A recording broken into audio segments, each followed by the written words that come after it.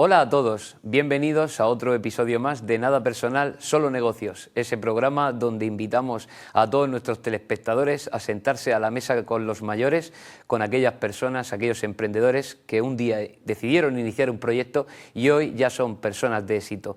Ven a conocerlos en Nada Personal, Solo Negocios.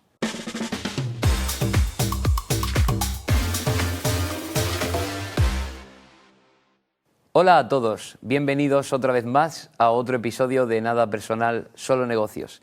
En el día de hoy traemos a un invitado muy especial porque además de ser un gran emprendedor, un gran empresario, es el padre de mi compañero y al que ya conocimos en nuestro primer episodio, Alonso Orenes. Hoy traemos a su padre, Juan Manuel Orenes, con quien ha iniciado pues una trayectoria que hoy vamos a conocer y en profundidad. Muy buenas tardes, Juan Manuel. Muy buenas tardes, Alonso.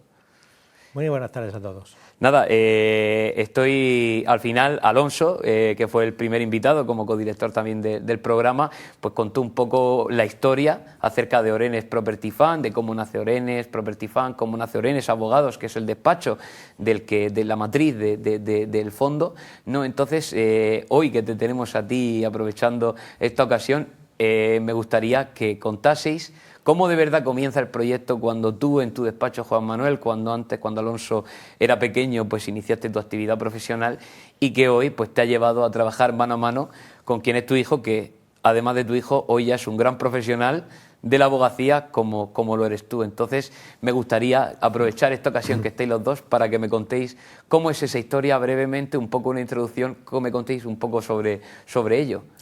Bueno, esto surge al hilo de la actividad del despacho. Cuando él entra a trabajar en el despacho, nosotros ya estábamos haciendo operaciones inmobiliarias como las que actualmente él relató en el anterior programa. Las estamos haciendo, pero digamos que sin darlo a conocer a terceros, directamente lo hacíamos nosotros.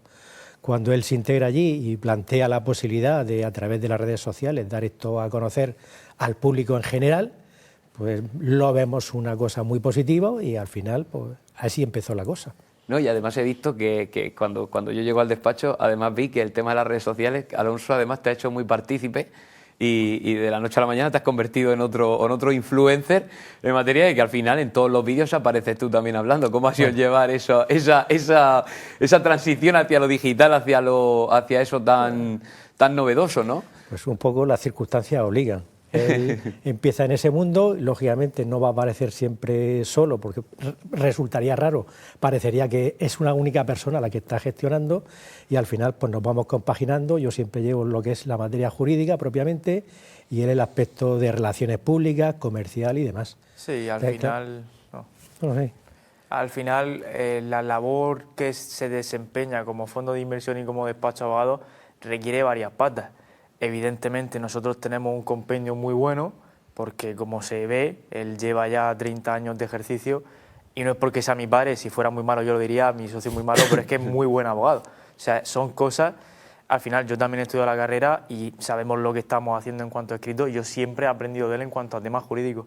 Es verdad que cuando uno es muy bueno en su materia, que es el derecho, la labor del día a día te impide pues, al final hacer otra cosa que no sea sacar trabajo y hacerlo bien. Entonces yo suplí esa parte de más o menos estrategia de crecimiento de negocio. Evidentemente ahí necesitas varias patas para crecer. Una de ellas es, oye, si nosotros hacemos una cosa, que la gente conozca lo que nosotros hacemos de cara a plantear diferentes escenarios de rentabilidad, tanto para nosotros como para los partícipes del fondo. Y al final cogimos esas dos patas, tanto de gestión jurídica como de gestión estratégica y también gestión comercial. La gestión al final, la estrategia empresarial tiene muchas patas, pero principalmente, bueno, esas son dos de ellas, que de todo eso sí me he encargado yo. Entonces, hacemos muy buen equipo en el sentido de, tenemos un despacho jurídico supervisado por él y tenemos un despacho de operaciones, de selección de operaciones, tramitación de operaciones y venta de operaciones que dirijo yo. Eso es lo que te iba a preguntar, ¿no? Que ahí quiero que me responda, Alonso, lo que es cómo es trabajar, lo que es en el día a día, en una actividad profesional con tu padre, ¿no? Al final, porque es tu padre, pero es tu socio. Al final... Quiero que responda él primero. ¿Dónde está el límite, no? Porque al final, en una conversación acalorada, uno puede decir, Juan Manuel, oye, que tú eres mi hijo, ¿sabes? O sea, que decir, al final eso es algo que es verdad que mucha gente se pregunta, oye, ¿cómo es en el día a día el trabajar, ¿cómo está siendo eso, el trabajar en esto? ¿Cómo dividís, cómo lo gestionáis? Yo lo sé, pero un poco para que la gente pues lo pueda saber cómo lo estáis haciendo y cómo lo lleváis eso. Afortunadamente no ha habido fricciones, digamos que cada uno nos hemos repartido un rol y una parte del trabajo. Evidentemente todas las decisiones las consensuamos, pero a la vista de cómo está gestionando y cómo está moviendo las operaciones, yo ya confío en que lo está haciendo bien, sin perjuicio de que siempre hay una supervisión. Al final yo firmo las operaciones, aunque él las ha gestionado previamente, y yo me dedico al tema jurídico. Evidentemente, mi base jurídica, aunque solo sea por la edad por que acumulamos ya, tengo más base que él, y efectivamente yo me ocupo de todos los aspectos jurídicos. Cuando él tiene alguna duda para hablar con los clientes, con los inversores, me la consulta.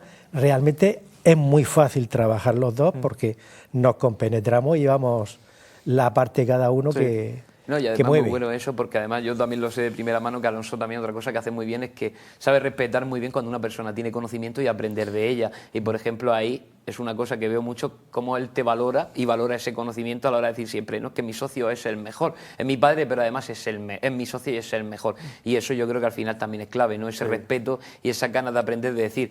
El otro día teníamos a Pablo Martínez, un abogado, que decía, la clave yo creo que es, cuando sales de la carrera de Derecho, no creerte que lo sabes todo. Yo creo que Alonso en eso ha sido muy bueno y se ha dejado guiar un poco también por su padre, que además cuenta con una larga trayectoria en el mundo de la abogacía. Lo que pasa es que aquí, al final, eso es completamente así.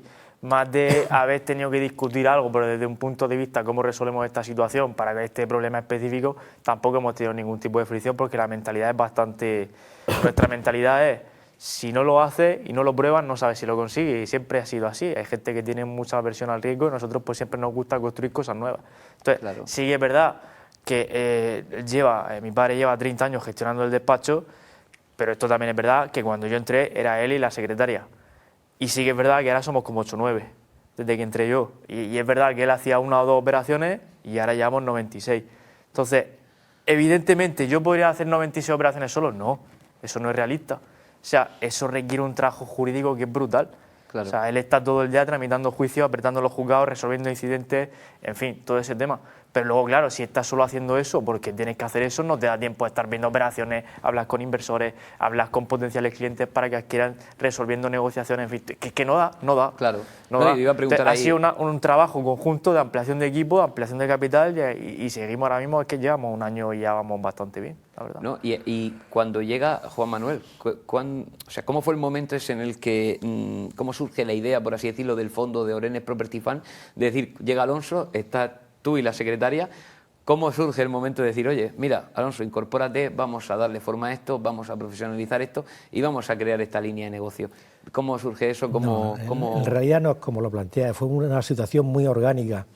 Estamos funcionando como despacho, él se incorporó con el tema de fiscalidad, porque hizo un máster en fiscalidad para especializarse en esa materia. Estamos funcionando normalmente como funciona el despacho, con todas las materias que trabajábamos anteriormente, pues administrativo, fiscal, mercantil, etcétera. Y en un momento dado, al hilo de que se plantean algunas operaciones de las que yo ya venía haciendo, él, pues que es bastante intuitivo para esas cosas, ve que esas operaciones que hacíamos para nosotros mismos, para nuestra familia, pues que podía trasladarlas a los clientes. Podía trasladarlas creando una estructura que hasta ese momento no teníamos creada. Lo comentamos, me plantea la idea, lo veo bien, empieza a funcionar, empieza a desarrollarla y hasta hoy, quiero decir que fue no fue sentarnos qué vamos a hacer, sí, claro, a qué te vas a dedicar tú, sino simplemente algo orgánico al hilo de lo que ya se venía planteando. Teníamos el despacho compartimentado, él llevaba unos temas jurídicos, yo me dedicaba prácticamente en mi exclusividad a lo que es tributario, porque hice un máster de eso, entonces todos los temas de tributario los llevaba yo. Y la verdad es que lo que ganábamos, si no el 100%, el 99,9%. Entonces dije, bueno, estamos matados a trabajar, ganamos bien, pero yo no veo esto una idea escalable. Nunca me ha gustado el concepto de intercambiar tiempo por trabajo, por dinero. Al final tienes que echar 1 hora, ganas lo que te pagan en ese caso y no tienes más horas para coger más casos. Entonces yo ya me vi en una disquisición que yo ya estaba en el tema redes, con el tema fiscalidad, de hecho empecé ahí hablando sobre Hacienda, trucos para pagar menos impuestos, en fin, todo lo que se puede hablar de este tema para llegar a conocer a la gente, el truco fiscal. Y dije, ostras, esto de las redes está llegando a mucha gente. y me llegaba una avalancha de casos que yo dije, hasta aquí, es que no cojo ni un caso más. Y mira que estaba ganando dinero. Y dije, ahora vamos a hacer algo escalable, algo que de verdad nuestra capacidad sea mejor recompensada en un sentido empresarial y montemos una empresa que tenga un valor intrínseco más allá de nuestra estancia. Al final nosotros como profesionales, nuestra empresa valía su presencia primero y después la mía. Pero la empresa en sí, si él se iba y yo me iba, no vale nada. Entonces, a la hora de montar una estructura y un sistema de trabajo, hay que hacer ese trabajo para que eso funcione al final sin ti. Y eso es una cosa que empezamos a hacer a poco porque uno va a aprender sobre la marcha y es un proceso que se va desarrollando. Pues no, la verdad que al final es interesante porque de la nada, sí, de manera orgánica, el nacer y estar en el nivel, la verdad que parece fácil o lo se cuenta de manera fácil, pero al final, teniendo en cuenta además que se complementa con actividades, pues tanto tú con las redes como tu padre con el tema de dar clase como profesor también en la UCAM, todo ello, pues la verdad que suena fácil pero a priori, pero que luego a la hora de la verdad es difícil. Y además, si ahora le sumamos también el máster en inversión inmobiliaria que se ha desarrollado con Universal, así como otras actividades paralelas, pues son muchos los frentes que se tienen que abordar. ¿Cuántas horas trabajamos tú y yo al día? Y se tienen que afrontar. De media a 12. Además, me hace gracia porque me consta la reunión que estábamos y al final el objetivo del programa es eso, ¿no? Llevar a la gente a aquellos casos en los que no suele ver. Y cuando llegamos a Universal, cuando le pediste a Universal si te podía poner infraestructura para grabar los sábados y domingos, y Universal decía, oye, pero nadie trabaja un sábado y un domingo. No, nosotros sí. Y se quedaban así un poco. Al final eso es lo que al final la gente no sabe, ese iceberg oculto cuando ponen la típica foto esta de motivación, que al final pues es lo que tienen que saber, que oye, que todo trabajo pues lleva detrás un gran esfuerzo que muchas veces es muy oculto, más de lo que se pueden llegar a imaginar. Y pues la verdad en concreto Orenefan surge de una base de conocimiento muy potente que tenemos ambos en la materia y luego una gran capacidad de trabajo.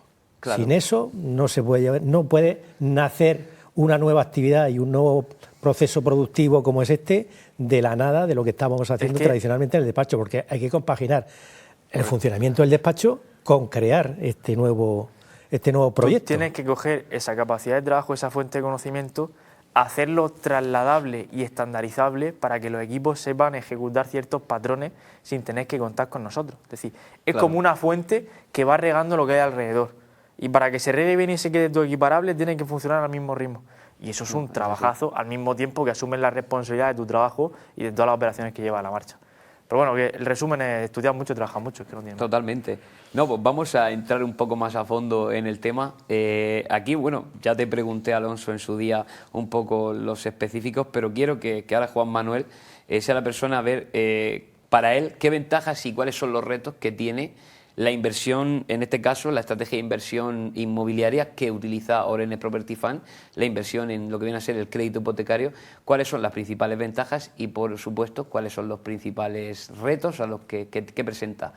Las ventajas, indudablemente, es el aspecto económico. Cualquier persona, inversor o comprador final de una propiedad, al ritmo que tienen hoy los costes de la compra, es un producto nuevo. Antes, hace unos años, esto no existía porque la legislación no estaba habilitada o las entidades, los fondos no funcionaban igual.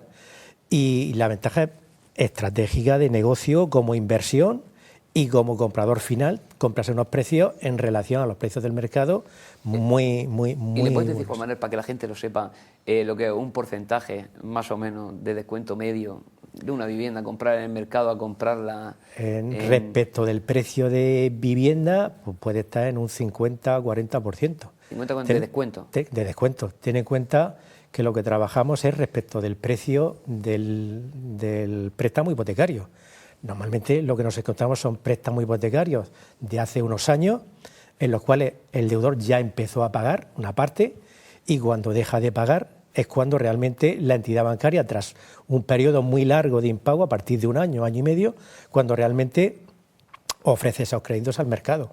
Claro. Entonces, tiene una parte de reducción de la deuda que ya ha bajado respecto del importe total de la hipoteca y de esa deuda el descuento que además se obtiene en la compra del crédito. Y a nivel de retos, ¿cuáles se podría decir? Oye, pues mira, esto es todo esto, pero pues los retos son tengo por esto. Principalmente escalar el sistema para que pueda funcionar como una empresa el día que yo, evidentemente, me salga de la empresa y él tiene muchos años por delante en el funcionamiento, que la empresa continúe funcionando igual que está funcionando hoy.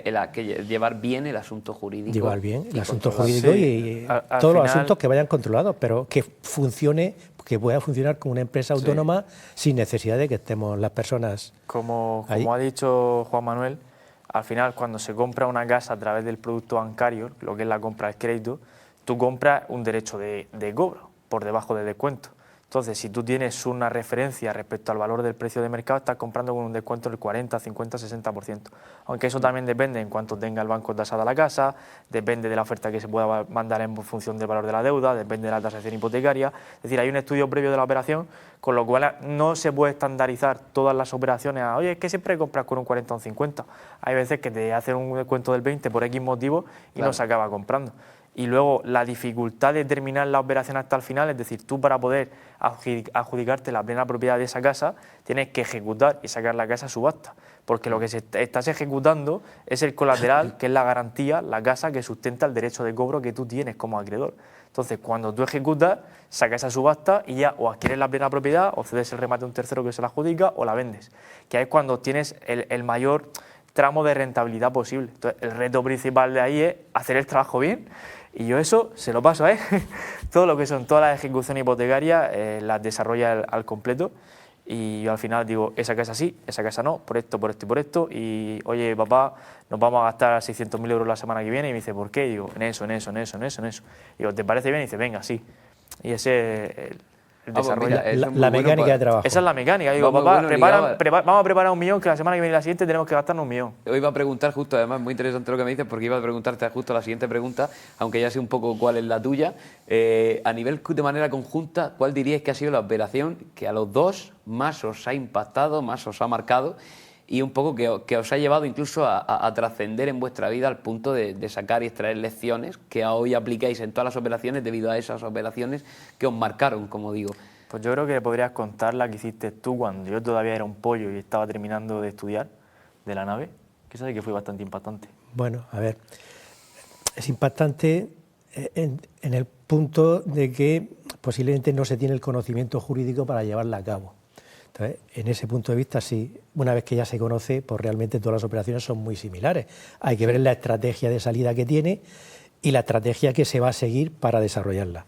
En este caso se trataba de el fondo, en este caso nos vendía un 50% en Proindiviso, el otro 50% Proindiviso le pertenecía a un concursado cuyo concurso se había terminado, estaba inhabilitado por el registro civil para poder transmitir la propiedad y en aquel momento efectivamente aquello parecía que estaba bloqueado. Pues localizamos a esta persona, llegamos a un acuerdo con él, le rehabilitamos ante el registro civil para que pudiera operar comercialmente, nos transmitió esa parte que él en principio ya la tenía perdida porque su concurso estaba terminada, compramos el 50% del fondo y transmitimos ya a un tercero libre de cualquier problema por su precio real de mercado. O sea, claro, se trata de unas operaciones jurídicamente muy bonitas, económicamente muy interesantes, pero que requieren una base y un trasfondo y el no tener miedo a las operaciones, porque si tienes miedo, pues no las haces.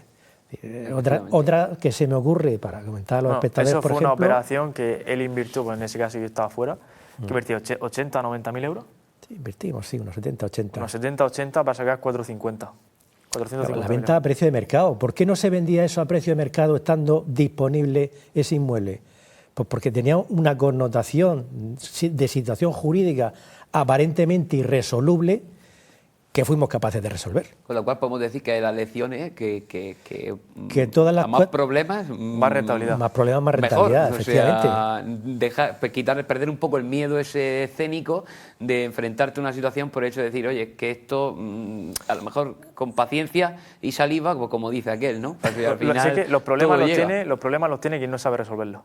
Exacto, sí, bueno, son cuestiones complejas jurídicamente que llevan su tiempo a resolver, llevan su problemática a la hora de hacerlo, hay que contar con muchas personas, el registro de la propiedad, los notarios y demás, pero al final son cosas que si no se resuelven se quedan ahí y vemos muchas propiedades por la calle que están cerradas, que nadie sabe por qué eso sigue así, abandonado, cerrado, cayéndose, y es porque tiene un problema jurídico detrás que nadie se ha planteado resolver. Claro, esas son las situaciones. Plantearlo. Se cree que esas son las situaciones. Claro, no, totalmente. No, pues iba a preguntaros también la siguiente, ¿cómo gestionabais un poco los desacuerdos profesionales?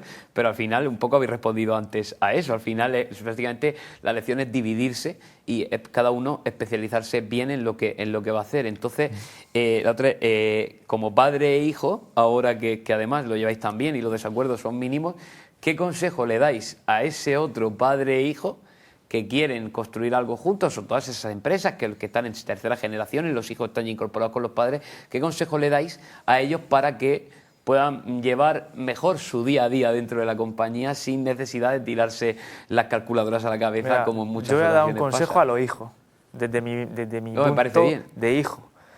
Si tú pretendes vivir de la empresa de tu padre, vas mal. Tu única ambición tiene que ser, dado que tienes la facilidad de adquirir un conocimiento, si quieres adquirirlo y quieres ponerle el trabajo, tienes que tener como aspiración ser igual o, si es posible, mejor que tu padre, haciendo lo que haga falta por ese camino. Porque es que si no, al final estás diciendo, coño, me está dando unas facilidades de adquirir una información que al final yo cuando empecé en el despacho me tiraba los papeles encima de la mesa y me decía, tírale. Y luego me lo revisaba y me decía, mal, defendible, cambia eso. ¿Vale? Pero tú te tienes que aprovechar. Si tú eres un hijo que te dice tírale y dices, pues no lo hago, pues no sé qué, pues me voy, y vives de tu padre que te ponga un sueldo, pues mal. O sea que como hijo el mejor consejo es intenta ponerte aspiraciones personales para llegar a un punto igual o superior al que ha llegado tu padre, porque tienes el conocimiento para eso. Quizá no los medios económicos, porque eso es otra cosa completamente diferente, pero sí coger ese conocimiento y llegar a monetizarlo en el máximo exponente. Claro. Y lo que Juan Manuel... Y desde el punto de vista del padre, a ver, tú has llegado a un crecimiento de tu empresa en la cual te has situado por gracias a tu trabajo, o si venía de una generación anterior, y lo que tienes que tener es la habilidad de permitir que la siguiente generación haga la empresa más grande. Claro. Con lo cual, permitir que aproveche pues, los nuevos medios que antes no teníamos, esos nuevos medios, las redes, todo el tema informático, todo el tema de funcionamiento de la empresa con IA y con todo lo que haga falta, permitir ese desarrollo y dejarles crecer con supervisión, pero dejar que lleven la empresa al siguiente nivel. Claro. Si te limitas a tenerlo encerrado en un despacho a que haga lo que tú le mandas, va a hacer lo que tú ya estás haciendo. Con lo cual esa empresa no va a crecer, al final acabará cayendo. Precisamente, que es lo que ocurre con muchas empresas familiares en la segunda y en la tercera generación sobre todo. Totalmente, no, es así. Y lo que es vosotros, aquí voy a juntar un poco dos preguntas que me parecen muy interesantes, que era, una es, ¿qué valor añadido puede aportar Orenes Property Fund respecto a otros fondos de inversión inmobiliaria del mercado que también hacen la misma actividad que en este caso se realiza? Y luego, si creéis que esa familiaridad que hay en Orenes Property Fund es para los inversores un valor añadido, es decir, si está en los inversores lo perciben como una cosa buena o un aspecto bueno, o vosotros percibís que a lo mejor, pues, ¿qué es mejor? Pues presentarte a lo mejor a Juan Manuel como mi socio o a Alonso como mi socio, que más que como mi hijo, por todo esto que se tiende a decir habitualmente. Yo particularmente lo veo además muy bien, porque conozco, además sois dos grandes profesionales de manera individual a la misma vez que colectiva, pero lo que vosotros, ¿cómo lo veis? Tanto en ese valor añadido que puede aportar el fondo, como luego pues esa relación, esa familiaridad y esa cercanía que hay también entre los propios gestores del fondo. Vamos a ver. El éxito que está teniendo Orenes Property Fund en el poco tiempo que lleva funcionando, un año va a hacer ahora, un año y poco, es que estamos ofreciendo un producto que los demás fondos no ofrecen. Los demás fondos y los bancos efectivamente venden créditos, claro, pero se quedan ahí. Has comprado el crédito y ya eres dueño de un crédito, estupendo. Ahora, ¿qué haces con él? Como el que es dueño de una estrella del firmamento. Como es que el dueño de una estrella. Entonces, el secreto de nuestro éxito, por llamarlo así, es que lo que estamos ofreciendo es un producto que no existía, es un producto terminado. Yo te vendo el crédito o te permito que inviertas en un crédito, pero porque yo te lo voy a dar resuelto. Te lo voy a dar resuelto con una estrategia de negociación con el deudor, con una estrategia de subasta, con una estrategia de venta, de dación en pago, de la forma en que esa situación concreta se tenga que resolver. Claro. Entonces, ese es el funcionamiento y lo que ofrecemos respecto de otros. En cuanto a que los posibles clientes, inversores y demás vean que somos padre e hijo, pues no le veo ningún inconveniente. No, tampoco. o sea, no, quiero decir, no, si lo funcionamos bien. como incluso un aspecto positivo el hecho de que... Mira, lo que yo, por ejemplo, sí lo percibo un aspecto positivo en el sentido de decir cuántas veces hay conflictos entre despachos de abogados que les llevan a la separación. Es que nosotros no trabajamos como si fuéramos padre e hijo. Nosotros tenemos nuestras funciones, nuestras capacidades y nuestras cosas, nuestra organización de nuestro trabajo y nuestro tiempo, y ejecutamos lo que tenemos que hacer cada uno lo suyo. Claro. Y luego la toma de decisiones conjunta. Entonces, yo sí que tengo muchísima más relación con inversores que con Juan Manuel, porque al final todo el tema de desarrollo de cartera de inversores y todos nuestros inversores y socios, que probablemente esto lo estén viendo, lo he gestionado yo. O sea, entraron por mí y luego, evidentemente, entran por mí, pero dicen, hombre, es que detrás de Alonso hay un despacho jurídico que lleva 30 años. Eso es lo que me refería, claro, que lo que es al final también tienen esa una parte cercanía... de que me ven a mí como una persona capaz, aunque sea joven, y luego tienen un respaldo tanto del track record de operaciones que hemos hecho, tanto del enorme reparto de dividendos que hemos hecho esta semana, que nuestros socios que lo están viendo lo saben. En fin, damos resultados. Eso es lo que iba a decir también, que al final tu dolor de cabeza, por el hecho de ser tu padre, a lo mejor si fuera un socio cualquiera, no estaría. No lo haría. Por el hecho de ser tu padre, también es un dolor de cabeza para él, porque al final no puedes evitar decir, es mi hijo. No te hace una idea de la responsabilidad que asumimos tanto él como yo respecto al desarrollo de la actividad. Claro, primero respecto a la selección de los activos, respecto al tratamiento de la inversión, normativa de prevención de blanqueo de capitales, gestión del capital, desarrollo de las operaciones, ejecución de estrategias de negociación y ejecución de estrategias jurídicas y luego venta. Tanto como nuestro dinero, porque los primeros inversores que empezaron en el fondo fui yo con mi capital y él con su capital. Y una vez que yo aporté bastante capital y él aportó bastante capital que no teníamos de otro sitio que de nuestro trabajo como profesionales, empezamos a hacer operaciones y dijimos, hombre, es que nosotros podemos hacer 6, 7, 8, 10 operaciones al año, que son X capital, pero no podemos hacer 1000. O sea, la única forma de hacer 1000 es escalarlo. Entonces, a partir de ahí creamos un sistema de inversión en el que nosotros compramos al 100% el activo y luego permitimos a nuestros inversores entrar en un porcentaje con nosotros de la operación. Es decir, no es yo te vendo y quédate solo. Es decir, yo te doy la oportunidad de que participes conmigo, sabiendo que el trabajo jurídico lo hago yo, sabiendo que la venta la hago yo, que te doy la operación terminada. Entonces, hay un matiz importante en todo esto, que lo ha dicho antes Juan Manuel, que es que ofrecemos algo que no existe. Los grandes fondos que la gente ve en las noticias, que han comprado no sé cuántos paquetes de activos, de deuda, ellos lo que hacen es soltar 200, 300 millones a diferentes bancos por necesidades de liquidez, necesitan recobrar con carácter preventivo todas esas deudas incobradas y venden una carpeta de crédito. Y lo que hacen esos fondos después es comercializar. Claro. Tienen gestoras que venden pum, pum, pum, pum, eso pum, es lo que iba a decir yo. Esos son los proveedores. Pero tú compras, te vendes y estás solo. O sea, al final nosotros compramos, no al tuntún, tenemos unos requisitos de selección de activos muy exigentes en cuanto a temas jurídicos, en cuanto a temas de ocupación y en cuanto a recorrido de la operación. Es decir, nosotros por menos de un 40% de rentabilidad o un 35% es que no nos metemos en una operación. Claro. Un fondo grande, como va a volumen, compra un crédito en 10 que si lo venden 12 feliz, porque la saca un 20%, pero nosotros para ganar 2.000 euros, tanto yo como nuestros inversores, eso lo descartamos. Entonces hacemos una selección de activos en determinadas ciudades con una demanda, con un tal, que es lo que permite ir desarrollando la actividad de forma sostenible. Sí, y además ese valor añadido, digamos, está en el acompañamiento.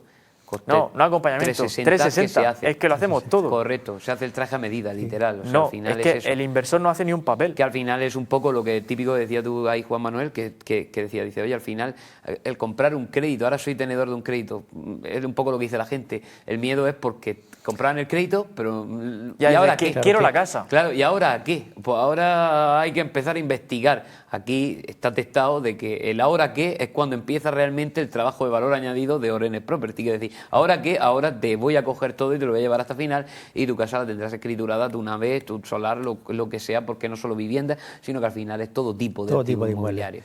Correcto. Cuando se compra es porque se estudió, es decir, ya sabemos qué vamos a hacer el día siguiente de firmar la escritura. Están instrumentadas ya las operaciones. Claro, es decir, cuando vamos a notaría a firmar la compra del crédito, ya sabemos qué hay que hacer al día siguiente. Correcto. Porque ya está estudiada la operación y se sabe cuál va a ser la salida que va a tener. No, pues eso es fantástico, porque realmente lo que necesita el cliente. Y lo que decías del funcionamiento de la empresa, realmente es que aquí la dirección está alineada con el funcionamiento de la empresa. Claro, no es una cosa que lo dejes abierto. Sí, por eso los inversores y los socios pues confían en la empresa. O sea, es un principio de inversión muy básico, se llama alineación de la dirección. Es decir, tú como directivo de la empresa tienes dinero tuyo puesto, sí, ¿cuánto? Claro, no, eso es lo que hablamos, claro, en el primer día, que era al final, es decir, tú decías, es que si entro en una operación, yo entro como mínimo en un 50%. No, o sea, entramos primero al 100% por normativa de PVC. Sí, claro, literal, pero quiero decir que entras tú el primero de todo. Entonces, sí, si la operación es buena, otorga la confianza. Si no, no se compra y punto. Efectivamente, y tú pondrías, como a ti no te van a pillar, a vosotros no van a pillar con el tema de, ¿tú pondrías tu dinero para esta operación? No, ya le he puesto. O sea, ya le he puesto. Es así.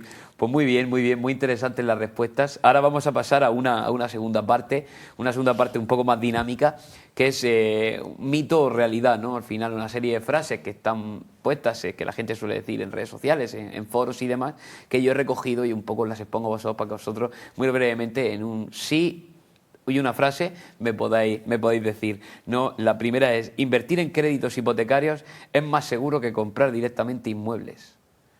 Seguro en el sentido, entiendo ahora, por el tema de el precio, porque pagas una cantidad menor y a la hora del futuro, si hay una corrección de mercado, no te pasa como a mi padre, que compró una casa en 300 y pico mil euros y al año siguiente fue el estallido de la crisis, la casa cayó a 180, 170. Desde el punto de vista de comprador de inmuebles, desde luego es más seguro, por lo que estás manifestando.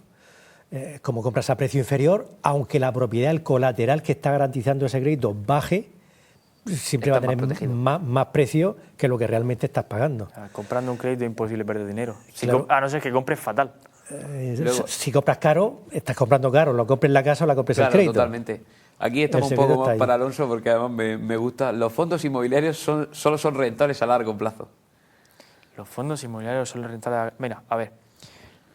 Pongo un ejemplo. Habitualmente para que se tiende a pensar eso. Quiero que digas claro. Pongo un ejemplo para que se entienda. En lo que es una operación de crédito hipotecario, ¿vale? Un corto plazo, ¿vale? Puede verse de, si tú al final compras el crédito y lo vuelves a vender a un comprador al final de forma instantánea, yo he obtenido rentabilidad en un día de operación. Si veo el plazo como plazo de ejecución hipotecaria, ahí el corto plazo son 6 meses, el medio 8 o 10 y el largo un año y medio. Es decir, como inversor, uno dice, ¿cuál va a ser mi estrategia? ¿Yo voy a comprar en 40 para vender en 75 mañana porque la casa vale 150, pero es que yo con ganas 35, que es casi un por 2 de mi capital, me vale? Sí, entonces tiene una rentabilidad inmediata. Sí, hemos dicho del rentable, mismo día, con lo cual, con nosotros hemos hecho operaciones de 24 horas, de hacer un por 2 en 24 horas porque está muy bien comprada y se sabe cuál es la ejecución. Y además esa persona que lo compra porque después quiere la vivienda con un 50% de descuento, es que le damos el trabajo jurídico hecho. Luego, si tú quieres ir a ejecución, es decir, si tú quieres subastar para ver si pujan por el importe de la deuda, porque esa casa que vale 150 tiene una deuda de 140 y yo compré en 40, es decir, tengo dos opciones: o gano 35 en 24 horas o en una semana o en 2, o gano 100.000 euros porque es el recorrido que tengo hasta los 40. Esos 100.000 euros, ¿cuándo los va a ganar? Cuando termine la ejecución. ¿Y cuándo va a terminar la ejecución? En función de la fase del proceso de ejecución en la que te la encuentres, sabrás de una forma estimada, porque los juzgados, otra cosa no, pero lentos son un rato, terminará el proceso, se irá a subasta, irá a adjudicación, irá a venta. Muy bien. Pero eso tiene mucha más rentabilidad que en cualquier PIA y en cualquier historia y en cualquier fondo raro, que te da un 6% y luego te dan rentabilidades negativas, o te dice el banco no sé qué, que te da una rentabilidad fija al 1,5%. No, ahí te pido nota adelante, pero el mercado inmobiliario español sigue siendo la mejor inversión posible. Sí. O sea, en cuanto a seguridad y rentabilidad, tú al final sabes lo que vale la casa, que puede subir 10 o puede subir 20, que ahora la tendencia es de subida por las circunstancias económicas, o igual te baja, pero es que te baje 10, te baje 20 o te baje 30, si tú has comprado en 40 y tu transacción era 130 y te ha bajado 30, sigue valiendo 100. Entonces, en cuanto a seguridad, estoy comprando algo que lo veo. Sí, no, estoy comprando algo que tengo dos posibilidades. Si algún día me quedo en la calle, me tiro a mi casa y de ahí no me echa nadie. Claro, estás comprando algo que tiene dos posibilidades. O le ganas dinero en la subasta o le ganas dinero en la venta. O te la quedas, la alquilas y haces lo que quieras. Claro. Y siempre juegas con un margen bastante alto. Sí, con acciones de Apple no puedes jugar. Que al final nosotros somos capital riesgo. Nosotros cogemos X dinero y lo metemos donde con la mayor seguridad posible y certeza absoluta. Porque si no nos metemos el dinero, nosotros no especulamos en el sentido de tiro a ver qué pasa. Tenemos un control de riesgo bastante claro, la más rentabilidad que eso tiene aquí. Pues, y la última, quiero que me la responda Juan Manuel, porque además Alonso le da también un componente muy interesante, que es comprar deuda hipotecaria tiene un componente ético complicado. realmente no. Aquí quiero que les pongas, porque yo sé, Juan Manuel, un poco el papel social que nosotros decimos de los fondos de inversión inmobiliaria. Tanto para sacar casas a la venta como para sacar casas para arrendamiento es la mejor fórmula. ¿Por qué? Tú puedes encontrarte pequeños inversores que todos conocemos, nuestros padres, nuestros suegros, tal, que tienen un capital ahorrado y que dirían, yo me compraría una casa para alquilarla, con lo cual ya está sacando una propiedad al mercado para alquiler. Pero es que esto, al precio que tienen las casas, yo no le voy a ganar dinero. De esta fórmula de compra de créditos inmobiliarios, sí, porque estás comprando unos descuentos muy importantes, con lo que sube la rentabilidad del arrendamiento. Entonces, y lo primero de todo es contar con el deudor. El deudor en algún momento fue solvente cuando obtuvo el crédito hipotecario, empezó a pagar y por circunstancias de la vida múltiples, los negocios, un divorcio, lo que sea, ha sido moroso. Entonces, lo primero que hay que hacer es contar con esa persona. Aquí no vamos a echar a nadie a la calle por sistema. Claro. Se cuenta con esa persona y si esa persona quiere recuperar su casa, está a su disposición por menos dinero de lo que le debía al banco. Claro. ¿Sí? Esto es importante, por menos dinero de lo que le debía al banco y además, si tiene cargas posteriores, pues una persona puede haber tenido una inspección de Hacienda, por ejemplo, y se encuentra con que tiene un embargo de Hacienda detrás de la hipoteca y toma la decisión en un momento dado, con todo el dolor de su corazón, de dejar de pagar la hipoteca porque sabe que cuando termine de pagarla, Hacienda le va a quitar la casa con ese embargo. Claro. Y deja de pagar. Tú sabes que esas personas en ese momento están en shock, no saben qué hacer con la casa, tienen una hipoteca, un embargo y quién sabe cuántas cosas más. Entonces, lo primero que, como esto es una solución jurídica, es una inversión, pero es una solución jurídica. Oiga, claro. Usted, que es el deudor, quiere recuperar su propiedad, ¿cuánto le debía al banco? Yo he comprado con descuento, yo estoy dispuesto a venderte a ti con descuento y además dártelo solucionado para que recuperes tu propiedad. Esto se ha hecho, lo habéis hecho. Esto se ha hecho, esto se hace todos los días, lo primero que se hace es contar con el deudor. El deudor muchas veces te dice, no, si yo la casa ya no la quiero, yo ya me he ido, he rehecho mi vida y lo que quiero es hacer la dación en pago, pero es que el banco llevo ofreciéndosela 5 años y no me la quiere tomar. Claro. Evidentemente los bancos tienen unos obstáculos legales y económicos para obtener una dación en pago, los bancos normalmente no quieren quedarse con propiedades. Claro, no es un Entonces, rara vez tienes que cumplir unos criterios muy estrictos que te marca la ley de personas vulnerables para que te acepten la dación en pago. Nosotros, claro, sin embargo, no tenemos ningún problema con lo cual se en puede aceptarlo. decir que son la última alternativa, incluso. Evidentemente. Entonces, pues ese componente ético y moral, nosotros efectivamente lo seguimos. Es algo que yo conozco y que yo conocía también incluso antes de estar con vosotros y quería que la gente le quede claro, porque siempre se habla, tenemos a unos políticos que siempre los fondos buitres son muy malos que me quieren echar de la casa. Quiero decir ese papel, resaltar ese papel social de los fondos buitres que Alonso contó muy bien en el primer episodio y que ahora tú, Juan Manuel, pues has resumido también muy bien y que al final yo creo que a la gente le queda claro. Pues muy bien, pues hasta aquí era un poco los mitos. Ahora voy a pasar a la sección que nosotros llamamos el precio del éxito, que es un poco una sección centrada en vosotros y aquí quiero que incluso conjuntamente, aunque sea brevemente, pero conjuntamente me contestéis el error más costoso que habéis cometido como inversores, el más costoso, la mayor cifra, la mayor palmazo. Creo que no hemos cometido ningún error. Pues entonces ya está respondida. De momento, ya digo, todas las operaciones tienen un estudio previo, tanto económico como jurídico, y es difícil cometer errores. ¿Rentabilidad del último año? 55.3. Pues entonces, el capital que hemos invertido. Ya está. Eso es la media. Eso es la media. Quiere decir que errores no hay. Bueno, pasemos. ¿Qué decisión de inversión os ha generado más tensión? Más... insomnio. Te puedo poner un ejemplo de una operación que hicimos de comprar un edificio que al final se iba a comprar el Sareb lo retrocedió, nos devolvió el dinero, eso era una cesión de remate, íbamos a comprar la plena propiedad a través de la adjudicación una vez celebrada la subasta. Se habló con todos los vecinos porque los vecinos querían comprar su casa, porque al final no sabían, oye, yo quiero comprar la casa, llevo 10 años viviendo aquí, no sé a quién. Entonces ahí sí que fue una situación tensa de yo involucrarme emocionalmente y en tener que ayudar a esas personas a comprar la casa porque el Sareb yo no los vendía, el Sareb te vende si va y lo compra entero, no te vende uno a uno. Y después de que el Sareb dijera, pues ahora no te vendo, tener que lidiar con las personas que estaban ahí de, oye, mira, no sé qué va a pasar con tu casa porque el Estado ha tomado la decisión de fastidiarte y no dejarte comprar la casa porque la van a pasar a vivienda social.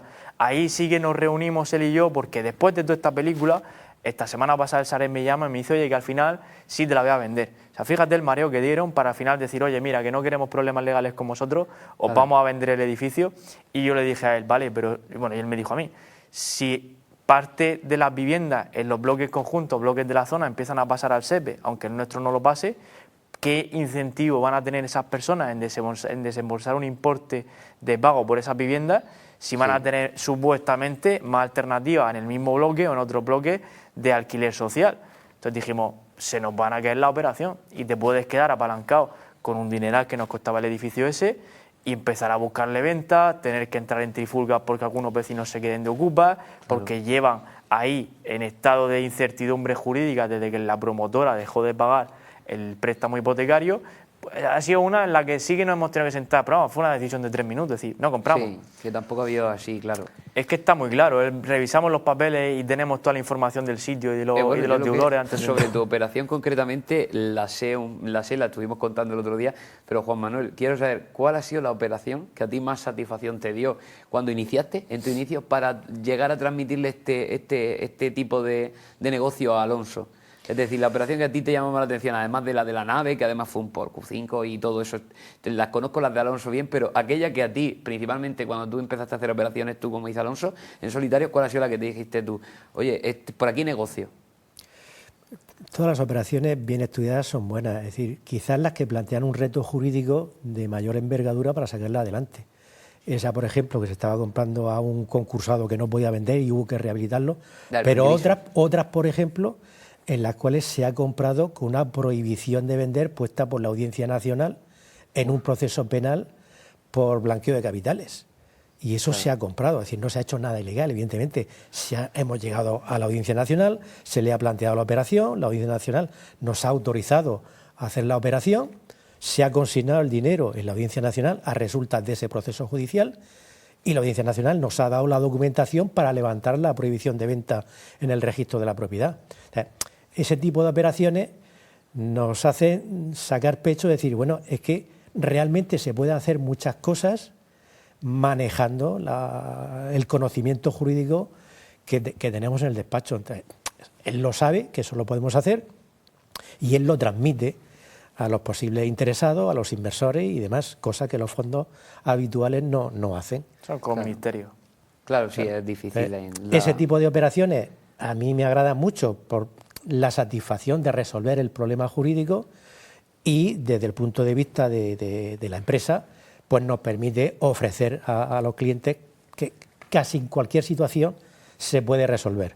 Claro. Y si vemos que tiene una dificultad extrema o que nos va a llevar muchísimo tiempo, pues directamente no lo hacemos. Claro, un ejemplo puede ser que el deudor se haya ido a casación. Es muy interesante. Si el deudor se va a casación... Claro, ahora voy a poner, además me han gustado mucho la sinceridad de las preguntas, porque ahora voy a poner la siguiente sección, que ya estamos acabando, es un poco la sección como yo le llamo la sección Business Case, que es un caso que además plantearlo aquí es interesante porque estáis los dos y podéis responder en este sentido. Y iba a plantearos un Business Case que si vosotros qué haríais, ¿no? Recibís una oferta muy lucrativa, pero muy arriesgada en crédito hipotecario de activos conflictivos.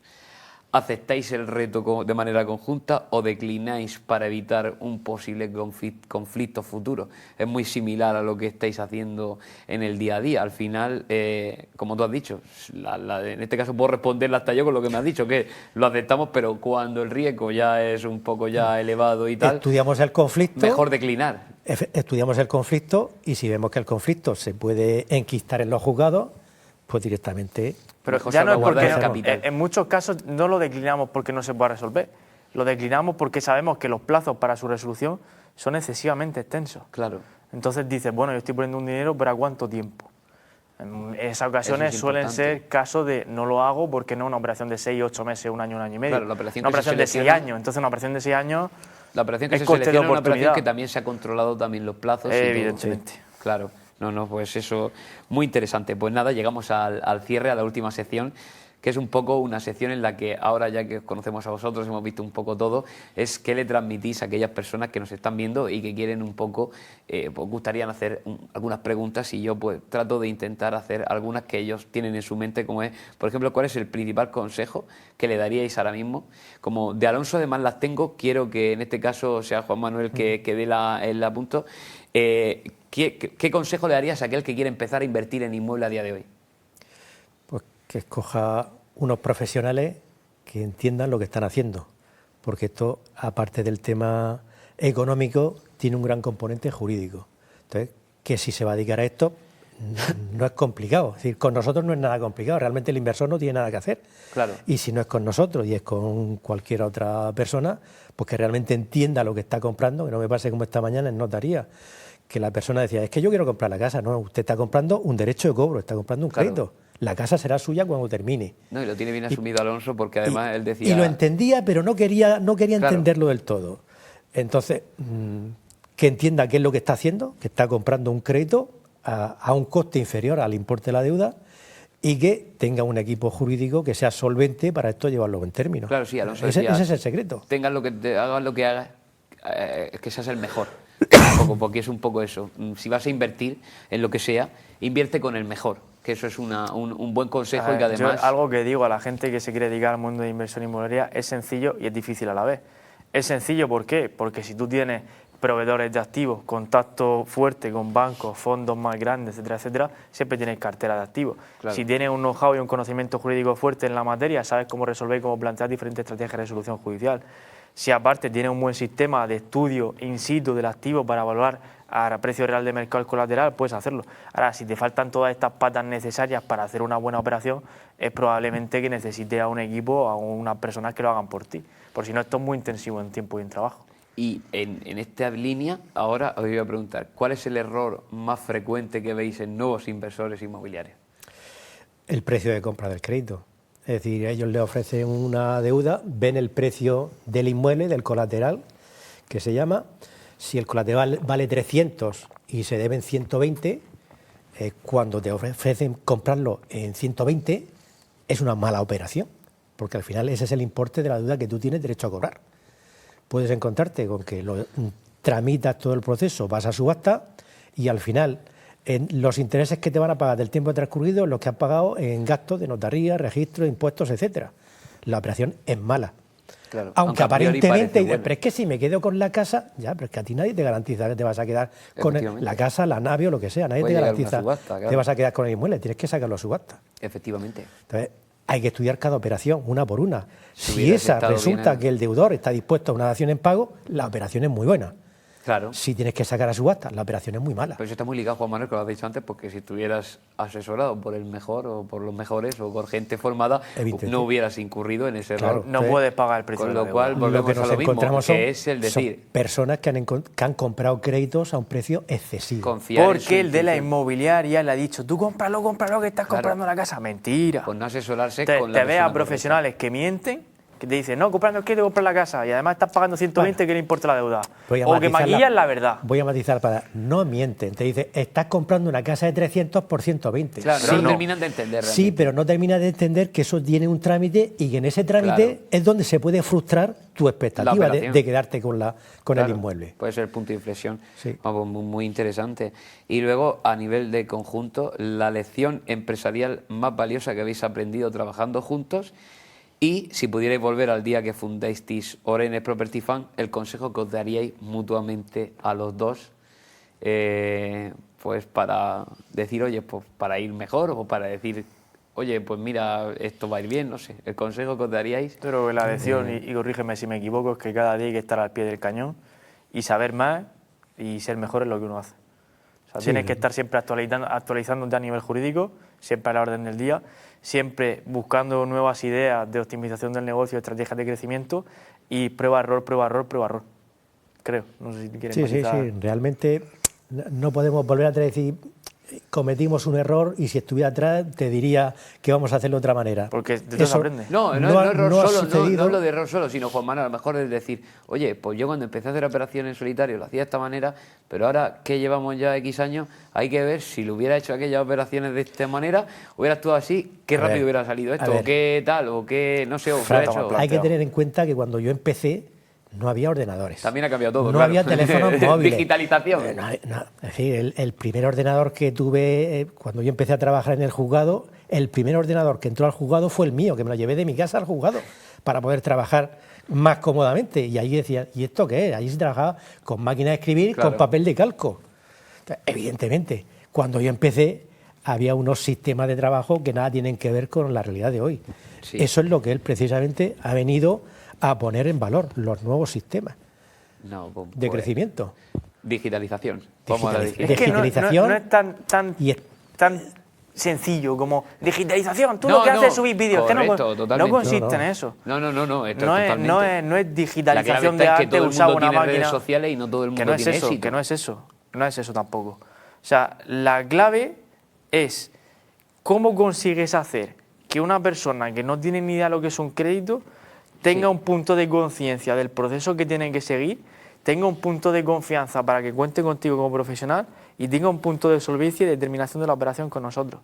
Y todo el tema de organización del capital. Es decir, yo he montado un sistema en el que intento que sin hablar nadie con nadie se tomen decisiones de inversión y se terminen las operaciones prácticamente en piloto automático. Y eso no es subir un vídeo a Instagram.